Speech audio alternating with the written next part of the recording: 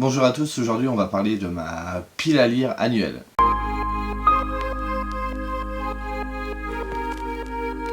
Dans plusieurs vidéos je vous ai parlé, vous savez, d'un challenge perso sans vraiment vous en dire à chaque fois, je vous en parlais vaguement et je me suis dit que, comme on est sur la fin de l'année, que je vais vous en parler un peu plus longuement et vous dire en quoi ça consiste exactement. Bon, il n'y a rien de transcendant dans ce que je vais raconter, mais en fait j'achète beaucoup de livres. Alors oui Laurent, tu nous apprends quelque chose.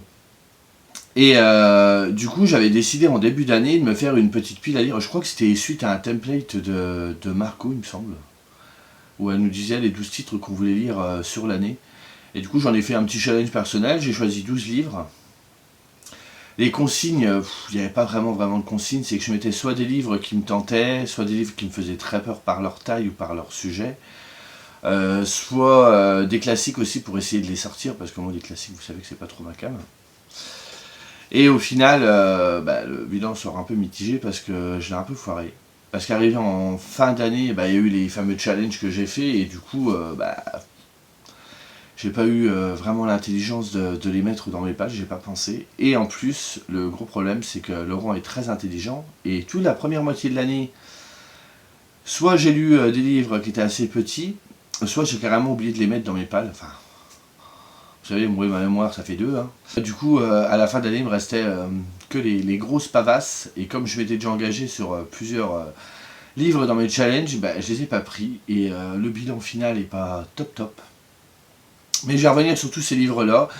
Je suis pas là pour faire un bilan lecture, hein, je vais vous en parler vaguement, mais sans rentrer dans le détail, parce que sinon la vidéo va durer 1000 ans. Et je vais vous dire vaguement ce que j'en ai pensé, juste pour vous montrer ce que j'avais lu, parce que je prévois derrière de faire une vidéo sur celle de 2022. Oui, je ne lâche rien, et en 2022, je vais essayer de m'y tenir. Et on verra ce que ça donne. Donc du coup, j'ai choisi donc, il y a 12 mois dans l'année, donc 12 livres. J'ai retracé dans l'ordre chronologique dans lequel je les ai lus, et ceux que j'ai pas lus, je vous les présenterai à la fin. Donc en janvier, j'ai lu La Vague de Todd Strasser. Je vais vous insérer les images ici, parce que j'ai pas été rechercher les livres, en fait, j'ai eu un peu la flemme. Que j'ai bien aimé, on était sur... on voulait nous démontrer un peu ce qu'était une dictature. Et il y a un prof qui se met à faire une sorte d'expérience sociale au sein de sa classe. Et ça tourne un peu au vinaigre, mais ça permet derrière de montrer comment ça se passe, comment on lobotomise les gens sur une forme de pensée et tout ça. Enfin, c'était sympa. Je l'ai trouvé un peu court. C'est ça qui m'a un petit peu gêné. Et il y a un film, j'aimerais bien le voir. En février, je m'étais mis sur la LC de Cornelius pour l'Assassin Royal. Moi, j'ai les grosses intégrales de J'ai lu, donc il y a 3 tomes par intégrale. Alors, c'est des pavés comme ça. J'ai beaucoup aimé, j'ai lu le tome 1 et le tome 2. Malheureusement, j'ai pas lu le tome 3, donc je n'ai pas fini ce livre-là. Mais pour moi, je pense qu'il est quand même rempli. Il faudra que je lise le tome 3 l'année qui arrive, hein, ce sera bien. Et puis que je lise le 4, 5, 6, parce que l'Assassin Royal, c'est en 2 parties. Parce qu'entre temps, il y a les Aventuriers de la mer, enfin bref. Mais franchement, l'univers de Robin Hood était vraiment bien. Pour de la fantasy, moi qui ai un peu de mal en fantasy, c'était vraiment accessible. Elle prend son temps pour installer son univers, ses personnages, mais franchement, c'était vraiment pas mal et je lirai certainement la suite prochainement. En mars, j'en ai pas lu. Alors, je sais pas ce que j'ai fait. J'ai pas mis de livre dedans, je sais pas ce que... Enfin, j'ai encore oublié, vous savez, moi... En avril, j'ai lu Superstition de David Ambrose. Donc, c'est un livre que j'avais trouvé dans un Easy Cash, il me semble. C'est la couverture, vous la voyez, hein, qui me parlait vraiment beaucoup. Et au final, c'était un peu barré. Je sais pas que j'ai pas aimé, mais la première partie était plutôt sympa. Où on était sur du spiritisme, où il y a des gens qui faisaient une expérience parce que c'était tout un groupe. Et dedans, il y avait des croyants et entre guillemets les cartésiens et un scientifique qui était persuadé qu'en fait, quand vous faites une séance de spiritisme, c'est l'esprit des personnes autour de la table qui font bouger la goutte et qu'il n'y a rien de fantastique là-dedans, il n'y a pas de communication avec l'au-delà. Et du coup, il s'était mis à faire une expérience sociale où il décidait de construire un personnage de A à Z, c'est-à-dire son physique, son histoire, à quelle période d'histoire il a vécu. Et bizarrement, il commence à se passer des choses un petit peu bizarres, comme quoi ils ont inventé un personnage, mais il existerait, enfin, ils avaient des hallucinations. C'était un petit peu perché, et surtout que la fin, elle était what the fuck, j'ai pas tout saisi, j'ai fini le livre, j'ai fait ouais, j'ai pas tout compris. Enfin bref. Au mois de mai, j'ai voulu lire le livre, parce que moi quand j'étais ado, j'ai lu, vous savez, l'histoire d'Hélène Keller, je ne sais pas si vous savez qui c'est.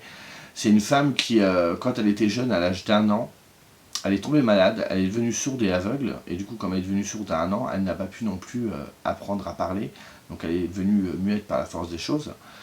Et c'est une fille qui va devenir, qui va très mal le vivre. Vous imaginez quand même, quand vous avez 1 an, vous êtes plongé dans le noir, vous pouvez communiquer avec personne, vous ne savez pas ce qui vous entoure, enfin c'est un cauchemar quoi. Et elle va finir par avoir une nourrice qui va s'occuper d'elle, elle va être ce lien avec le lien entre ses ténèbres à elle et le monde qui l'entoure. Et elle va réussir à entrer en communication en lui, tout simplement lui tressant des lettres sur la paume, et elle va commencer à lui apprendre les choses en communiquant comme ça avec elle. Donc c'est une histoire vraie. Et cette femme, en grandissant, va accomplir des choses absolument extraordinaires, malgré tous ses handicaps, elle va décrocher des diplômes, enfin, ça va être quelqu'un d'assez renommé. Et c'est vrai que j'avais lu ça quand j'étais au collège, et son histoire, elle m'avait énormément touché, j'avais vraiment beaucoup aimé. Et en farfouillant sur internet, j'étais tombé qu'elle avait sorti une vraie biographie, parce que moi, le livre que j'avais lu était plus ciblé jeunesse, donc on avait un peu synthétisé les choses. Donc je me suis dit, et ce livre-là, c'est Sourde, muette, aveugle. Je l'ai commencé, je ne l'ai pas fini, alors je sais pas si c'était parce que c'était pas le bon moment, mais dans cette biographie-là, franchement, c'est un style un peu particulier, puisque ça date un peu... Hélène Keller, elle a vécu au début du XXe, il me semble, si je ne vous dis pas de bêtises. Et du coup, j'ai pas réussi vraiment à rentrer dans l'histoire, il y avait des passages intéressants, mais il y a des passages de sa vie personnelle, où elle raconte qu'elle part en vacances, tout ça, j'ai trouvé ça un peu longuet. Enfin, c'est méchant de dire ça, hein, je critique pas du tout l'histoire, et je me suis dit que ça devait pas être le bon moment, donc je l'ai mis de côté, pendant 2 mois sur ma table de nuit, et à chaque fois j'essayais de lire un petit peu de temps en temps. Mais je me forçais, et ça sert à rien de se forcer, donc je me suis dit on verra plus tard, donc je l'ai rangé, et puis j'ai laissé tomber. Au mois de juin, j'ai découvert Dans la forêt de Jean Egland, donc ça je vous en parle pas, j'en ai parlé en point lecture, je vous en ai déjà parlé plusieurs fois, ça a été un coup de cœur, ce livre était absolument génial, où on aborde la sororité, avec 2 sœurs, suite à une apocalypse, se retrouvent seules dans la forêt, démunies, loin de tout, elles n'ont plus de... La société ne marche plus, parce qu'on critique aussi la société de consommation. Et elles se retrouvent abandonnées face à elles-mêmes dans la forêt, et elles vont commencer à un peu revivre à l'ancienne, si j'ose dire, à cultiver leur jardin, à se renseigner sur les plantes, sur ci, sur ça, et à s'adapter à leur environnement, donc le milieu sauvage. Et un livre que j'avais dévoré, que j'avais vraiment beaucoup aimé, vraiment un coup de cœur de toute façon, donc c'était vraiment bien. Le premier Gallmeister que je découvrais d'ailleurs. En juillet, j'ai tenté Ma cousine Rachel de Daphné du Maurier, parce que sur Booktube, on l'a vu beaucoup passer, notamment grâce à Pepper Palace, qui est franchement très fan de cette autrice. Je l'ai commencé, j'ai lu 120 pages, alors c'est un roman d'ambiance. Et je m'attendais à un truc un peu, un côté peut-être pas thriller, mais parce que l'histoire de base, c'est 2 hommes qui vivent ensemble, un oncle et son neveu, je crois. Et son oncle part en Italie, et finalement, il va espacer ses courriers. C'est quelqu'un qui voulait finir vieux garçon, et il finit par annoncer à son neveu qu'il est marié, donc il est fort étonné, et il trouve qu'au bout d'un certain temps, dans ses lettres, il a des messages assez bizarres concernant sa femme.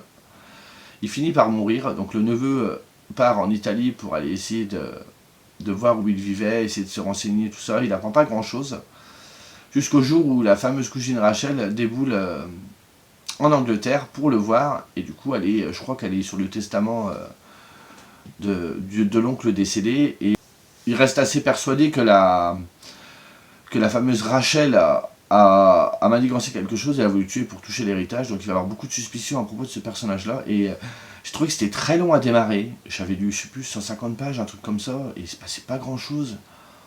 Et comme l'autre, je me suis dit, ça va pas être le moment, où ça me dit rien, donc c'est tout, j'ai pas forcé, et puis provoquer une panne de lecture ou autre, donc je l'ai mis de côté, je l'ai pas terminé, peut-être un jour.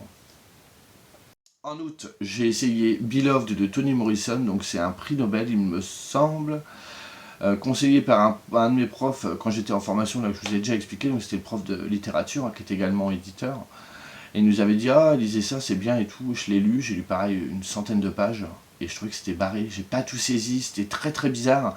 On suit une ancienne esclave qui a une fille, et il y a des moments où c'était très, alors, je sais pas si c'était métaphorique ou fantastique, enfin j'ai pas réussi à cerner le truc du livre, c'était un genre assez spécial. Et elle nous expliquait qu'elle a perdu un de ses enfants jusqu'au jour où cette fameuse fille revient dans la maison. Je me dis, elle était morte, j'ai pas tout saisi. Donc l'écriture est assez spécial. J'ai pas du tout adhéré, celui-là par contre je l'ai abandonné, je le reprendrai pas. J'ai tout simplement pas aimé la façon dont c'était amené, c'était pas mon truc. Bon, après je suis pas le seul, hein. J'ai vu qu'il y avait beaucoup de monde qui n'avait vraiment pas aimé. C'était très bizarre. Je pourrais pas vous expliquer, il y a des moments où on se retrouvait dans des scènes où tu savais pas où t'étais, et j'avais l'impression d'avoir raté un chapitre. Et au final elle te racontait quelque chose, et après elle revenait en arrière, elle te racontait pourquoi on en était là. Enfin c'était très très bizarre dans la narration, enfin j'ai pas du tout adhéré. Et ensuite ben, j'ai plus rien lu, parce que septembre est arrivé le pumpkin, j'ai pas mis de livre dedans. Et puis octobre, il y a eu le Scary Spooky Challenge, pareil, j'ai pas osé mettre dedans parce qu'il me restait que de la grosse pavasse. Novembre, la même chose. Et puis je pense que. Et décembre, pareil, quoi, c'était vraiment. Donc je me suis dit, c'est pas grave, cette année c'est raté Laurent, mais ce sera mieux pour l'année prochaine. Donc les autres livres que j'avais mis, je voulais lire Entretien avec un vampire de Anne Rice, donc le fameux culte livre qui a été adapté avec Brad Pitt et Tom Cruise. Anne Rice, je crois que je... Ah si, je l'avais lu, Anne Rice, j'avais lu la trilogie des sorcières que j'avais bien aimé. Surtout le premier tome qui était d'une densité folle avec tout un parcours historique où on apprend quelque chose au début à propos d'une malédiction, c'était avec la famille Mayfair. Et ensuite on va revenir au tout début, dans les années je sais plus combien, où on va essayer de comprendre d'où vient cette malédiction. Et tout le premier tome reprenait ça. Alors c'était un pavé, mais de 1000 pages, c'était écrit patte de mouche, j'avais mis 1 mois et demi ou 2 mois à lire à l'époque, je l'ai lu il y a longtemps. Et du coup, je voulais essayer d'entretien avec un vampire, parce que tout le monde en parle, et Anne Rice reste quand même une référence dans le domaine. Elle avait su réinventer l'image du vampire. Au final, je ne l'ai pas lu. J'avais également mis dans cette pile à lire de Olivier Perru, Dari l'Ouvremonde, un superbe livre illustré que j'avais trouvé pas cher à Nose. Et Olivier Perru, c'est quand même une référence aussi en matière de fantasy. Et je me suis dit, même si c'est de la jeunesse, ça peut vraiment être bien amené. Voilà, puis Olivier Perru, j'avais vraiment envie de découvrir sa plume, donc je me suis dit, autant attaquer avec du jeunesse, vu que c'est de la fantasy. Et de pas mettre la barre trop haut. Et bah pareil, je ne l'ai pas lu, mais c'est pas grave, je l'ai prévu prochainement avec Lully en LC, alors on ne sait pas vraiment quand, mais on le lira ensemble.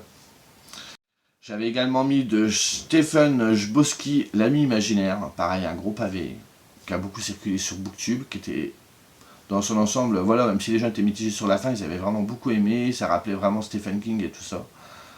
La taille m'a fait peur, je l'ai toujours pas sorti, en plus je suis deck parce que je l'ai acheté en grand format, je sais pas combien, et finalement il existe en poche et j'ai toujours pas lu, enfin ça c'est l'histoire de ma vie.